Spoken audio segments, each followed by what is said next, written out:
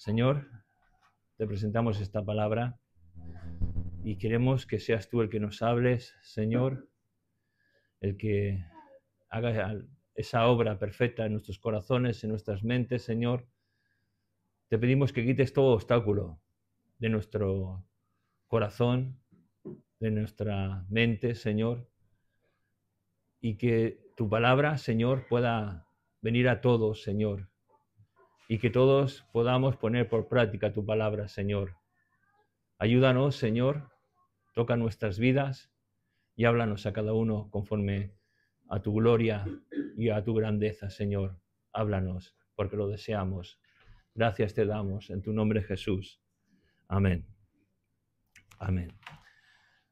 Muy bien, pues vamos a hablar, quito esto aquí que me está molestando, de un tema. Hoy no vamos a seguir con la serie, ante todo, que estamos haciendo, de los 4 pilares y la santidad. Hoy he pensado que el Señor nos guiaba a otro tema diferente, por lo cual tengo que compartirlo con todos vosotros. Todos sabemos que somos siervos de Cristo, ¿verdad? Siervos sabemos que es un esclavo, simplemente, es un esclavo. Porque ese es el concepto que se expresa en la Iglesia del Nuevo Testamento, siervos, esclavos de Jesucristo, donde no manda el esclavo, sino manda el Señor, el amo. Y nos podemos sentir dichosos de que nuestro amo sea nuestro Señor Jesucristo. Inmensamente feliz por ello. Pero hay otro concepto del cual no se predica mucho, o casi nada, y es la mayordomía. Es decir, Dios nos ha hecho sus esclavos, pero también nos ha hecho mayordomos de lo que Dios nos delega en nuestras manos. Para ello vamos a leer un texto que se encuentra en la carta a la Iglesia de los Corintios, en Primera de Corintios, capítulo 4, versículos del 1 al 2. Primera de Corintios, capítulo 4, versículos del 1 al 2. Dice así: así pues, téngannos los hombres por servidores de Cristo y administradores de los misterios de Dios. Ahora bien, se requiere de los administradores que cada uno sea hallado fiel. Amén. Que Dios quiera que sea así, ¿verdad?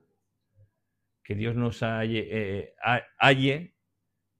y cuando vayamos a su encuentro seamos hallados fieles. No que hayamos hecho lo que hayamos querido hacer, sino que hayamos sido fiel con las cosas que Dios ha puesto en nosotros. En los tiempos de Pablo, un administrador era encargado de llevar a cabo las tareas de una vivienda familiar, de un hogar. No era el propietario, no lo era, simplemente muchas veces era un administrador asalariado y en la mayoría de veces era simplemente un siervo, un esclavo que administraba toda la casa. Para ello podemos recordar a José en la casa de Potifar, ¿verdad? Ahora ya nos hacemos claro, José era esclavo, pero era el administrador en la casa de Potifar. Era el encargado de los temas domésticos, de la comida, de la ropa, de que la casa funcionara correctamente, que la familia que allí vivía pudiera estar sustentada y que todo estuviera bien, que los trabajadores de esa casa trabajaran bien, o sea, los siervos, los esclavos, los que fueran. Pero a nosotros también somos llamados a administrar lo que Dios nos da de una manera correcta ante los ojos de Él. Cada acción, cada cosa que Dios nos da, cada palabra que digamos, cada respuesta, cada trabajo que hagamos, todos nosotros un día tendremos que dar cuentas delante de Jesús. Y eso pienso que no nos damos cuenta,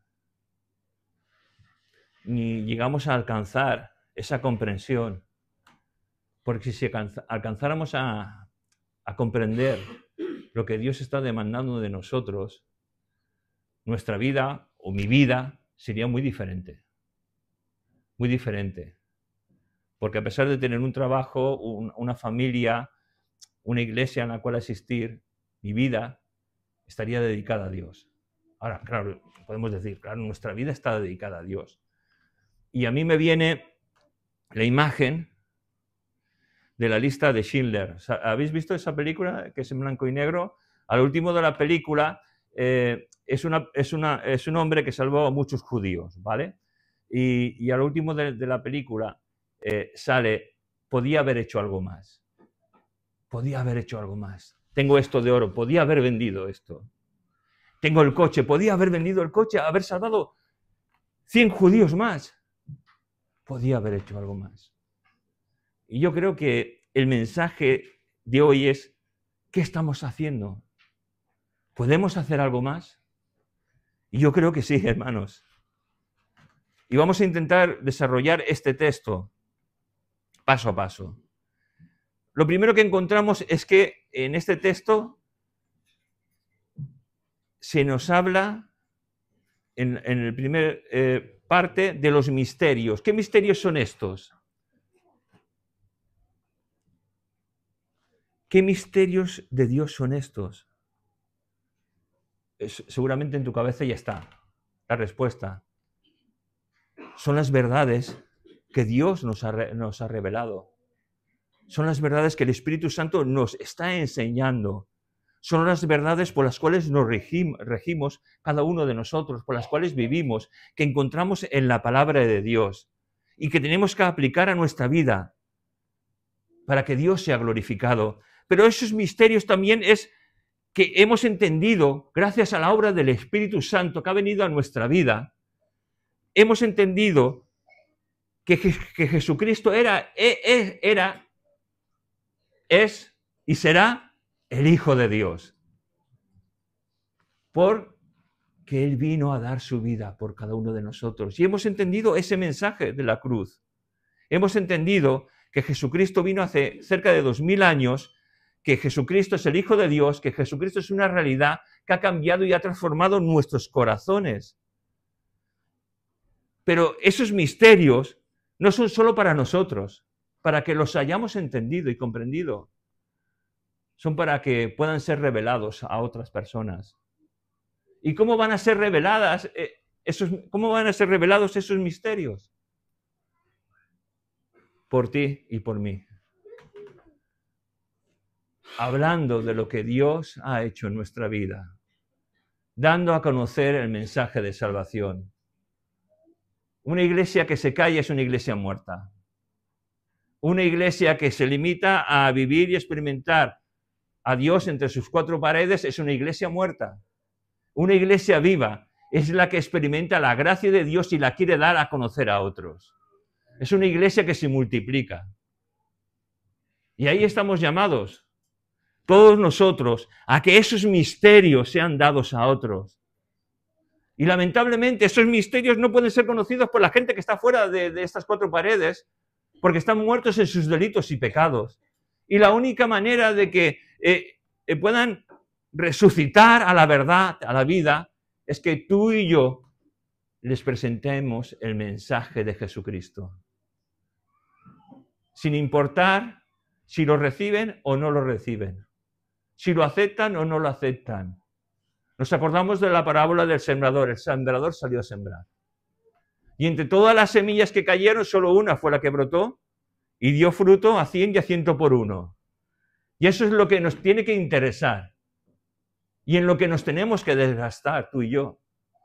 En vivir para Dios, en ser servidores de Dios, en ser mayordomos de Dios y en cumplir lo que se llama la Gran Comisión. Dar a conocer el mensaje de salvación a todo el mundo. ¿Qué es lo que nos pide Dios ahora a nosotros cuando estamos viendo este versículo? Que seamos hallados fieles administradores. Mira, y en la Biblia, de punta a punta, hay un término implícito que es la mayordomía. Es decir, lo que Dios da a sus hijos y cómo sus hijos utilizan aquello que Dios nos da. Y sabéis, Dios nos ha dado a todos algo muy importante. Nuestra vida. Nuestra vida. Nuestra vida tiene que honrar y glorificar a Dios. ¿Qué es lo que aprendemos de Jesucristo? Que Pablo, que Pedro, que todos los apóstoles y todos aquellos hermanos nuestros del Nuevo Testamento experimentaron. Que ya no vivo yo, mas Cristo vive en mí. ¿Entendéis? No vivís vosotros ni yo. El que tiene que vivir en cada uno de nosotros es Cristo.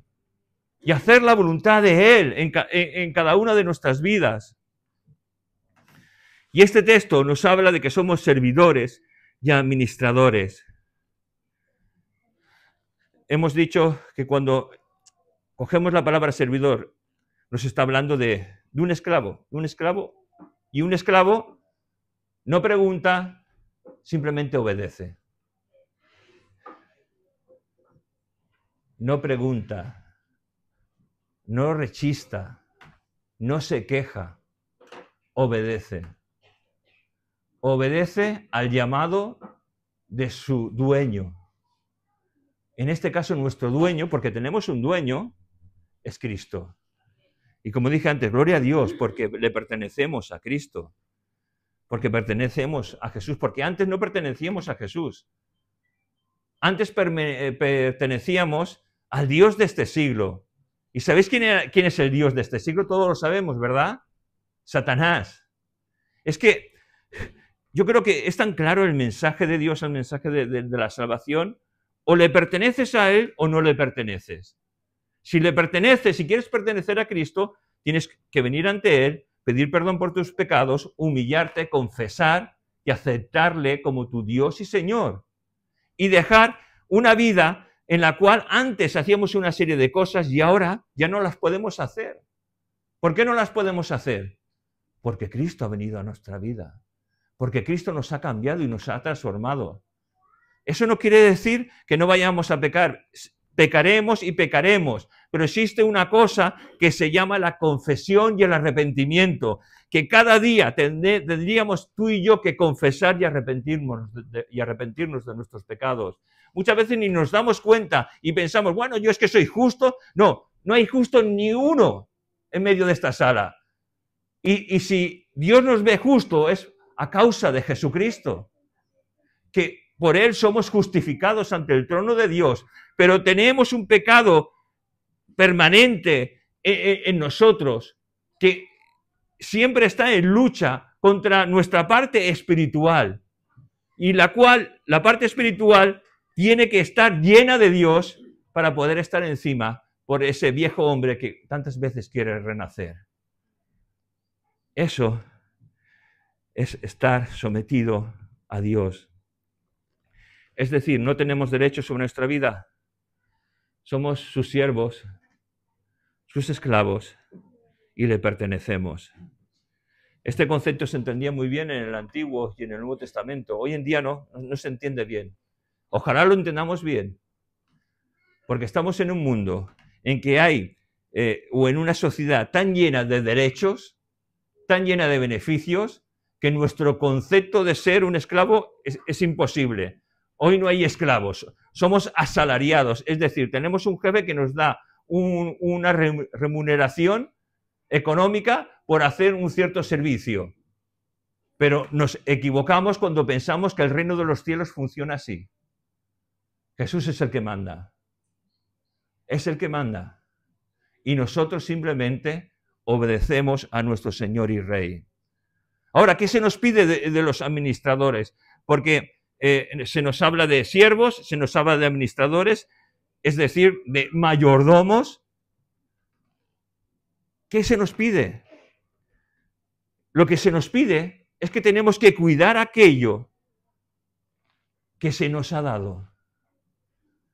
Y en nuestro caminar con el Señor, a ti y a mí, el Señor nos ha ido dando cosas. ¿Sí? Amén. ¿Te ha dado un cónyuge? ¿O te lo has buscado tú? Porque a veces no lo buscamos y después tenemos que... Bueno, eso es otra historia. Nos ha dado unos hijos, que es una bendición del cielo. En algunos casos, no, en la mayoría, es una bendición del cielo. Nos ha dado una iglesia donde congregarnos. Nos ha dado unos pastores, nos ha dado unos ancianos, unos obreros, músicos, maestros de escuela dominical, técnicos en sonido, técnicos en proyección, etcétera, etcétera, etcétera. No me quiero dejar a nada, pero seguro que lo hago. Y tenemos que hacer ese trabajo con excelencia para Dios. Si no lo hacemos, es mejor dejarlo. Porque nuestro Dios merece toda nuestra excelencia. Implica que un mayordomo cumpla bien su función, que cumpla bien con las cosas de la casa, que la casa esté limpia, correcta, que cumpla con las metas y expectativas del dueño, con el bienestar de la casa. Como meta principal es que su señor esté satisfecho con la obra de este mayordomo. Y mira, es curioso, porque este mismo término de mayordomía se utiliza como tesorero, el que está a cargo de las finanzas. Y en este texto del libro de Corintios, nos está definiendo la función también de un hombre llamado Erasto, que lo encontramos en Romanos y en 2 de Timoteo, que era tesorero y que fue acompañante junto con Pablo en la iglesia de Corinto. Un hombre que administraba los bienes de su Señor. Y nosotros tenemos un montón de cosas que administrar, entre ellas también está el dinero que ganamos cada uno de nosotros. Y mira, me gustaría que viéramos esa mayordomía nuestra en función de 4 cosas.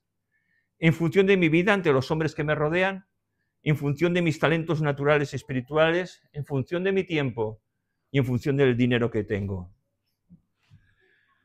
En función de mi vida ante los hombres que me rodean, cómo nos comportamos cada uno de nosotros en este mundo que nos está observando. Porque estamos en una sociedad que nos está observando de cómo nos comportamos. Yo recuerdo que estaba en la farmacia comprando y cerraron la persiana de la farmacia y yo me quedé adentro con la dependienta hace años y me hicieron salir por la puerta de la escalera. Y lo vi una vecina del barrio. Y esa vecina del barrio le fue a mi mujer y le dice, oye, ¿sabes que tu marido ha salido del número 9? Y eran las 10 de la noche. Y mujer, pues sí, claro que lo sé. Si se lo había contado, ¿no? Lo curioso que era que haberme quedado en la farmacia charlando muchas veces de las cosas de Dios. Pero ¿veis? Hay un mundo que nos observa. Un mundo que nos observa en el trabajo, en la universidad, en el instituto, en el colegio, cuando vamos a comprar. Un mundo que nos rodea. Otra anécdota. Recuerdo, hace años, cuando visitaba clientes, tenía un cliente que era increíble, tenía 2 dependientas muy majas, bonitas, para que lo entendáis, y siempre hablando del Señor con él y tal. Y una vez me presenta a ellas, mirad, este hombre de aquí es pastor evangélico. Y las dos, ah. Y recuerdo que una de ellas, hablando un día, yo veía algo diferente en ti. Y digo, ¿ah, sí? Y yo digo, que habré venido con ropa. No. La diferencia era que nunca me has echado los tejos. Y todos los comerciales que vienen aquí intentan echarme los tejos. ¿Sabéis lo que es echar los tejos, no? Vale. ¿Veis? Hay un mundo que nos observa. Hay un mundo que está pendiente de nosotros para saber si verdaderamente somos siervos y administradores de lo que Dios nos da. Mira, en este mundo esta sociedad en la que tú y yo vivimos quiere destruir todo aquello que represente a Dios. Quiere descatalogar, deshonrar el nombre de Dios muchas veces a través de nosotros. Por eso tenemos que tener tanto cuidado en nuestra manera de vivir, porque nuestra manera de vivir tiene que ser una vida que honre a Dios. Mira, este mundo quiere hacernos iguales a todos. Y cuando pensamos eso parece que qué bueno es que todos seamos iguales, ¿verdad? Con los mismos derechos, con las mismas cosas, sin diferencia. Pero tú y yo, a diferencia de la gente de este mundo, no podemos ser iguales. No. ¿Y sabes por qué no? Porque tenemos a Dios en nuestro corazón. Porque Dios es el centro de nuestra vida. En este mundo que nos rodea, en esta sociedad, Dios no es el centro de su vida. Es el diablo. Y es así. Sirven a un mundo dirigido por el diablo. Y nosotros, aunque estamos en este mundo, no somos de este mundo, porque servimos al Rey de Reyes y al Señor de Señores, a nuestro Señor Jesucristo. Y somos mayordomos y siervos para honrar y glorificar a Dios en todo lo que Dios nos da. Fijaos Filipenses, vamos a leer Filipenses capítulo 2, versículos del 14 al 16. Haced todo sin murmuraciones y contiendas, para que seáis irrepresibles y sencillos hijos de Dios, sin mancha, en medio de una generación maligna y perversa, en medio de la cual resplandecéis, como luminares en el mundo, asidos de la palabra de vida, para que en el día de Cristo yo pueda gloriarme de que no he corrido en vano y en vano he trabajado. ¿Cómo tenemos que hacer nuestro trabajo como administradores, como siervos, como mayordomos delante de Dios? ¿Cómo lo tenemos que hacer? Lo dice lo que hemos leído. Sin murmuración ni enfadándonos unos con otros. Así debemos trabajar. ¿Cómo tenemos que ser? Lo dice este versículo. Irrepresibles y sencillos, hijos de Dios, sin mancha, ¿en medio de qué? En medio de una generación mala y perversa.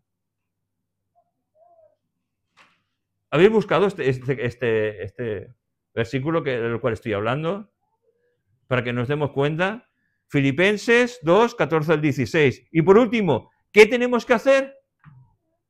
Resplandecer como hijos de Dios, asidos, es decir, cogidos. ¿Y cogidos a qué? A la palabra de Dios.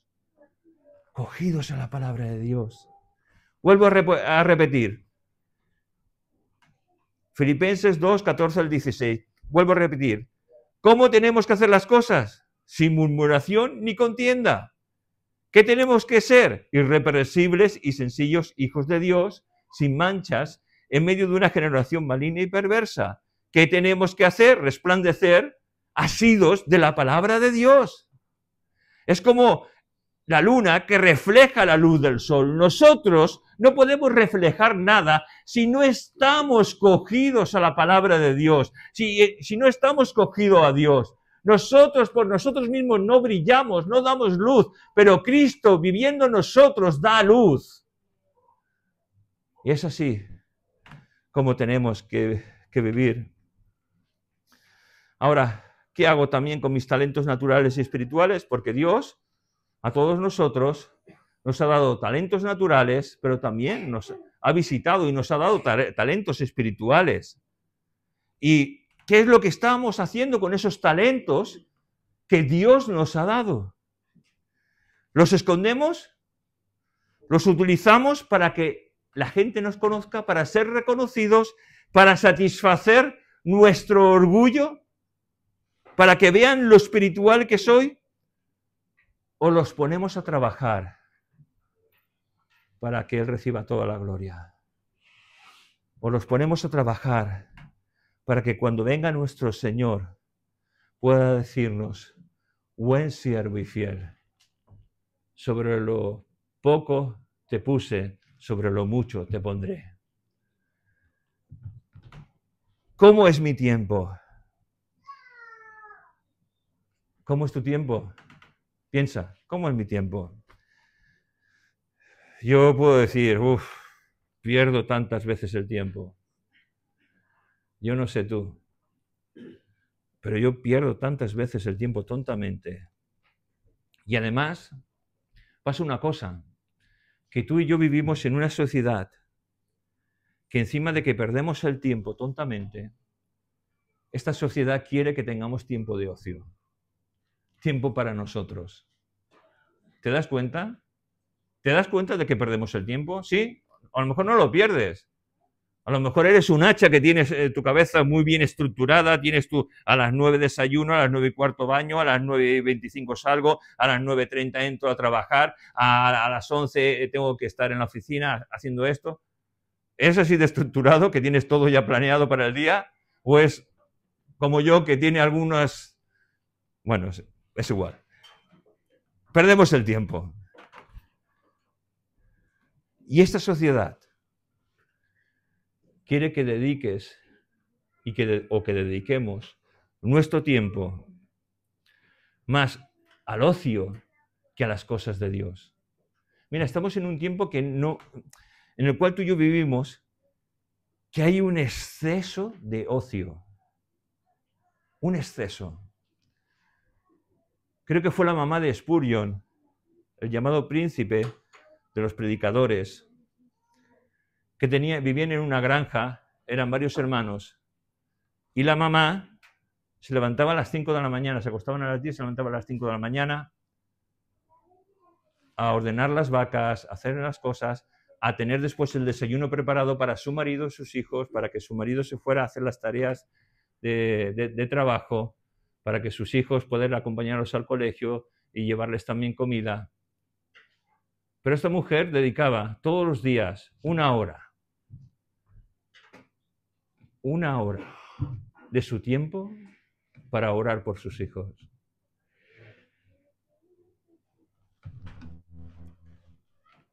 Y a nosotros nos cuesta. Con razón, sus hijos fueron lo que fueron. Porque hubo una madre que oraba por sus hijos. Si nuestro tiempo está dedicado más a Dios que a nosotros mismos, nosotros vamos a dejar un legado a nuestros hijos, a nuestros nietos, a nuestras familias. El legado es que verán nuestros hijos, nuestros nietos y nuestra familia que Dios es lo primero en nuestras vidas. De lo contrario, verán muchas veces un simple religioso. Yo como padre me preocuparía que mi hijo no estuviera en los caminos de Dios. Yo como padre, hoy después de muchos años de haber visto muchos errores míos, pienso que los mismos errores que yo cometí los están cometiendo otros padres. Hay otros que no cometí, gracias a Dios. Pero en esos errores, nuestros hijos tienen que tener y ver la prioridad de que Dios es lo primero en nuestra vida. Que Dios es lo primero en el matrimonio. Que Dios es lo primero en el hogar. Que en los extraescolares, si un extraescolar pues está por encima del domingo, que es el día del Señor, no tendríamos que hacerlo, hermanos. Bueno, es que mi hijo puede ser futbolista o jugador de baloncesto, me puede sacar de cómo estoy, ¿no? Porque muchas veces ya sabéis cómo estamos, ¿no? A dos velas. Pero yo no querría que mi hijo fuera un gran jugador de baloncesto, un gran jugador de fútbol o que supiera muchos idiomas. Yo no querría eso si sé que se va a perder y que va de camino al infierno. Yo lo primero que quiero es para mis hijos es que conozcan a Dios, que reconozcan a Dios en su vida y experimenten la gracia salvadora de Dios. No me importa si es un simple trabajador o si es un ejecutivo de gran nombre. Lo que me importa es que tengan a Dios de verdad en sus vidas. Y eso es lo que te tiene que importar a ti, padre o madre, que me estás escuchando en esta mañana. Que Dios sea lo primero. Pero para eso tienen que ver que en nuestra vida Dios es lo primero. Cuando discutimos en casa, cuando nos gritamos, cuando la mujer insulta al marido y el marido actúa con indiferencia, estamos deshonrando el nombre de Dios en nuestra vida. Hay cosas que no pueden ver nuestros hijos y hay cosas que no podemos hacer nosotros, porque Cristo tiene que ser la cabeza del hogar. El hombre, la cabeza de la mujer, y la mujer, la que lleva a sus hijos. Pero Cristo tiene que ser el Rey y Señor de mi hogar, de mi tiempo. Y me sigo preguntando, ¿nuestro tiempo está dedicado a Dios o nuestro tiempo está dedicado a nosotros? Trabajamos y hacemos cosas para el Señor en la iglesia muchas veces, o donde vayamos, para ser reconocido, que nos vean, o para que Dios sea glorificado. Para satisfacer nuestra conciencia, porque muchas veces, hermanos, queremos satisfacer nuestra conciencia. Venimos un domingo a la iglesia y pensamos, bueno, aquí satisfacemos nuestra conciencia y hasta el próximo domingo. Pero de lunes a sábado, ¿cómo es tu vida? ¿Cómo es mi vida? ¿Honramos a Dios? ¿Nuestro ejemplo apunta a Dios o apunta a mí? Y sobre todo cuando servimos, cuando ministramos las cosas de Dios, hagamos lo que hagamos, ¿cómo servimos? ¿Servimos de mala gana? ¿Esperamos que otros hagan nuestro trabajo? Para cómo a veces empiezan a surgir nuevos ministerios, nuevas personas que empiezan a andar y a crecer en los caminos de Dios y parece muchas veces como que esta persona me hace sombra. Intentamos... ¿Cómo actuamos? Si lo hermoso y lo bueno es que cada uno de nosotros vayamos creciendo en la gracia de Dios. Que ojalá no haya un pastor, hayan 6 o 7 pastores. Que ojalá no esté esta iglesia, sino que haya 3 o 4 iglesias más que hayan salido de aquí. Que no haya 1 o 2 líderes de música, sino que hagan 5 líderes, porque esto esté lleno de personas que cuando intentan alabar a Dios, sus vidas reflejan a Dios. Cantar por cantar, predicar por predicar, eso no sirve de nada, hermanos. Lo que sirve es que cuando tú y yo hacemos algo para Dios, que Dios sea glorificado, que Él reciba la gloria y la honra. Ser encontrados buenos administradores de Dios.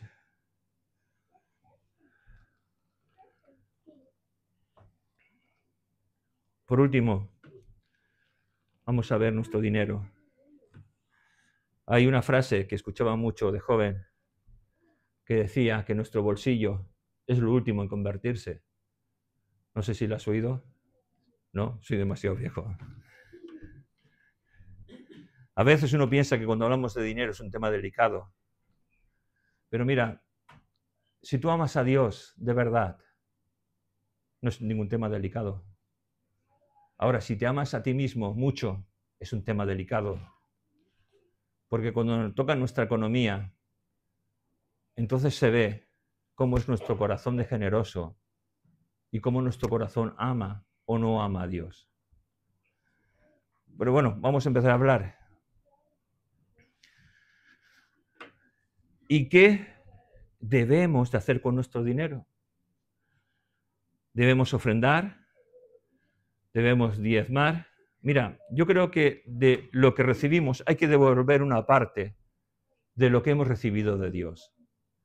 Lo que hemos recibido de Dios en dinero no es porque yo sea muy inteligente, porque si piensas una cosa, la inteligencia, para que tengas a lo mejor mucho dinero, te la ha dado Dios. No es porque yo tenga un trabajo pues en lo cual lo haga muy bien, o porque yo soy una persona muy metódica, a la cual me gusta hacer todo lo que hago correctamente y lo hago como para Dios, de una forma correcta, y por eso gano lo que gano. Pero todo eso me lo ha dado Dios. Y si no llegamos a comprender esto, estamos defraudando a Dios. Estamos defraudando a Dios, porque todo lo que tenemos nos lo ha dado Dios. La vida, el respirar, la inteligencia y el dinero nos lo ha dado Dios. Y si somos servidores y mayordomos de Dios, lo poco o lo mucho que tengamos no es nuestro, es de Dios. Y yo creo que hasta aquí estaremos de acuerdo, ¿no? ¿No? Bueno, pues sigo. Ahora podríamos hablar del diezmo y de la ofrenda, porque hay dos cosas que destaca la Biblia desde Génesis hasta Apocalipsis. Nos habla de lo que es el diezmo y nos habla de lo que es la ofrenda. Hay mucha gente en contra del diezmo porque dice que el diezmo es del Antiguo Testamento. Y yo pues te puedo decir, pues bien, si quieres eso, perfecto. Porque vamos a ver más tarde lo que dice el Nuevo Testamento.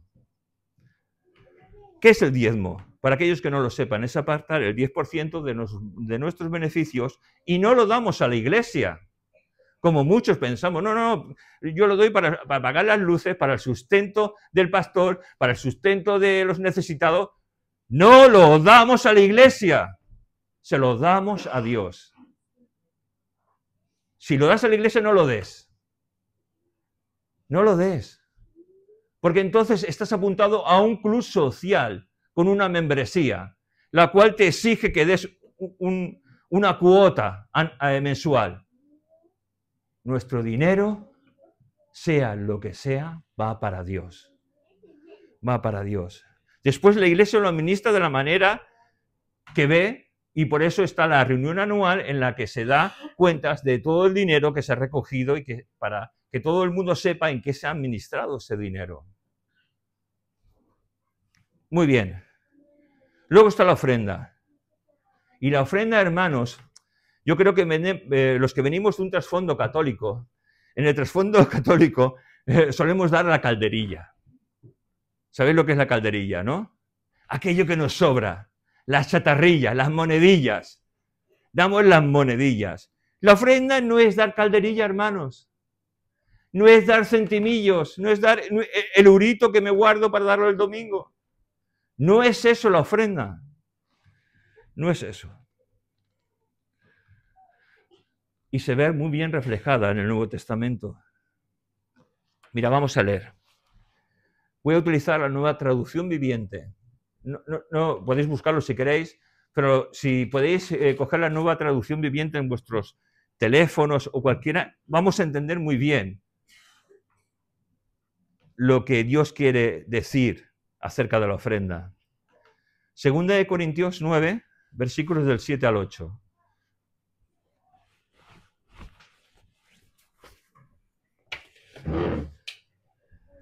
Con permiso. Dice así. Cada uno debe decidir en su corazón cuánto dar, y no den de mala gana ni bajo presión, porque Dios ama a la persona que da con alegría. Y Dios proveerá con generosidad todo lo que necesiten. Entonces siempre tendrán todo lo necesario y habrá bastante de sobra para compartir con otros. ¡Wow! Lo que nos dice de la ofrenda, ¿no? Es increíble. Debemos de decidir lo que queremos dar a Dios. No es abrir nuestro monedero, nuestra cartera y coger lo primero. No. Cuando yo el domingo voy a la iglesia, debo decidir lo que voy a dar a Dios. Eso es la ofrenda bíblica. Y no puedo dar de mala gana, ni bajo presión pastoral, ¿no? Si lo haces, no des. Fíjate lo que te digo, no des. Pero que sepamos todos una cosa, hasta yo, que Dios ama a la persona que da con alegría. Que Dios nos ama. ¡Guau! Pues quiero dar con alegría. Antes me costaba, pero ahora quiero dar con alegría. Y sabéis, sigue diciendo, y Dios proveerá con generosidad todo lo que necesiten. ¿Os habéis preguntado alguna vez por qué vais mal económicamente? ¿Algunos? ¿No será porque en esto no estamos sirviendo a Dios? ¿No será porque es verdad el refrán que dice que el bolsillo es lo último en que se convierte? Bueno, vamos a seguir. En el Antiguo Testamento damos el 10%, que es el diezmo.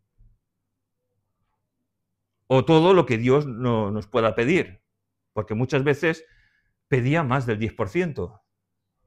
En el Nuevo Testamento Dios nos pide todo. Por eso yo soy más del Antiguo Testamento. Porque Dios nos pide todo, hermanos. ¿Te das cuenta? En el Nuevo Testamento nos pide estar por encima del diezmo. Tenéis cara de asombrados. Vamos a Hechos, capítulo 4, versículos 32 al 37. Repito, Hechos 4, versículos del 32 al 37. Vamos a ver lo que pasó en el despertar de la iglesia del Nuevo Testamento. Vamos al libro de Hechos, a ese libro que todavía no está cerrado, porque los hechos de los hijos de Dios todavía continúan contigo y conmigo. Hechos 4, versículos del 32 al 37, y dice, y la multitud de los que habían creído eran de un corazón y un alma, y ninguno decía ser suyo propio nada de lo que poseía, sino que tenían todas las cosas en común. Y con gran poder los apóstoles daban testimonio de la resurrección del Señor Jesús, y abundante gracia era sobre todos ellos.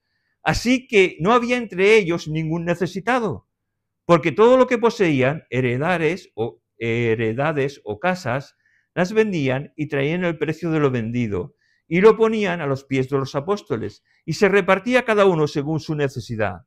Entonces José, a quien los apóstoles pusieron por sobrenombre Bernabé, que es traducido hijo de consolación, levita, natural de Chipre, como tenía una heredad, lo vendió y lo trajo el precio y lo puso a los pies de los apóstoles.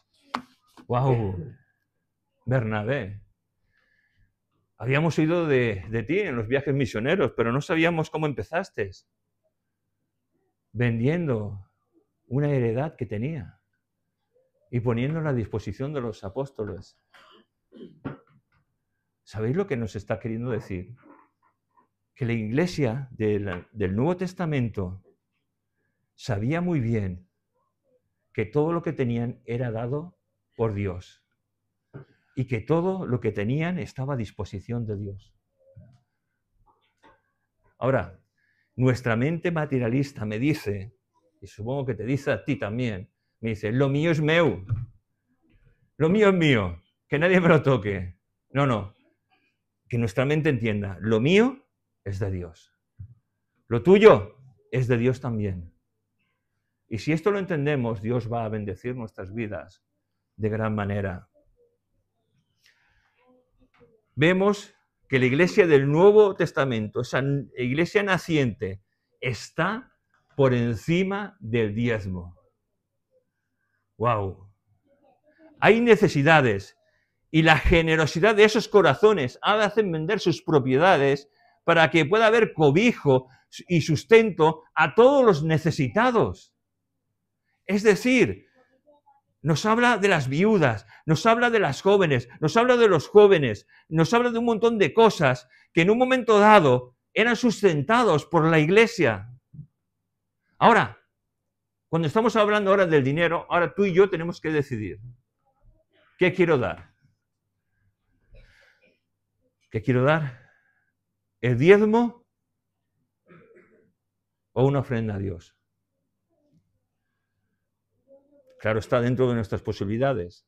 Y a medida que, si damos esa ofrenda a Dios dentro de nuestras posibilidades, sabiendo que Dios es lo primero, damos esa ofrenda a Dios, y a medida de que Dios nos vaya prosperando, pues nuestra generosidad tendría que ir aumentando. ¿Qué vamos a hacer? Pues haz lo que quieras. Pero tienes que saber, y yo también tengo que saber, me tengo que concienciar, porque a mí me pasa igual que a ti. Tengo que pensar y saber que mi dinero es de Dios. que no lo puedo malgastar como lo malgasto muchas veces, que debo ser un fiel administrador del dinero que Dios me da, que no puedo ser un caprichoso, que voy a la tienda de 20 duros y compro esto, aquello. No, tengo que saber que Dios me ha dado un dinero y que ese dinero está a su disposición para lo que Él quiera.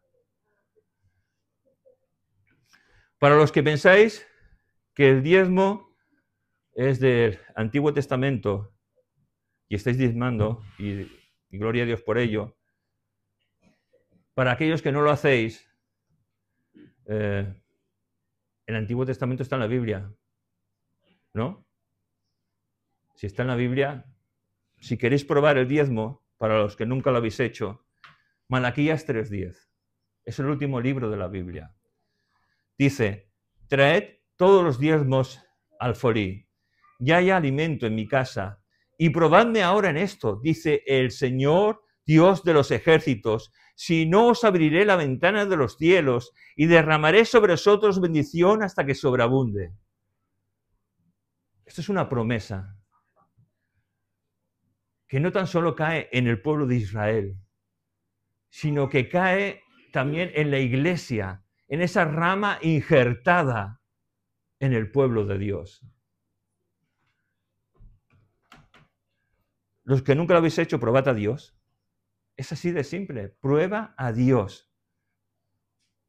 Y como Dios es un Dios que no miente, que su sí es sí y su no es no, prueba a Dios. Prueba a Dios.